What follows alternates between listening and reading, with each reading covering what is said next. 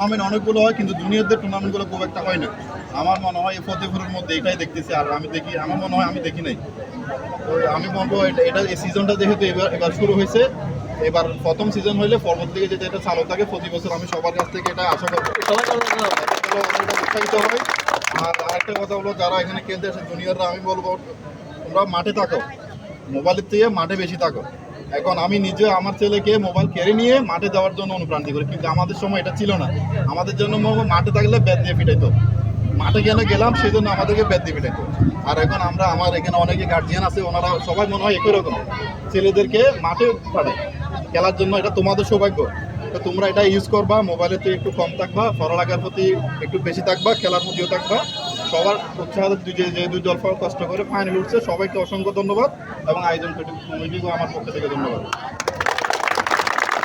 ধন্যবাদ। আমার সহ যারা মোহাম্মদ সেলিম ভাইকে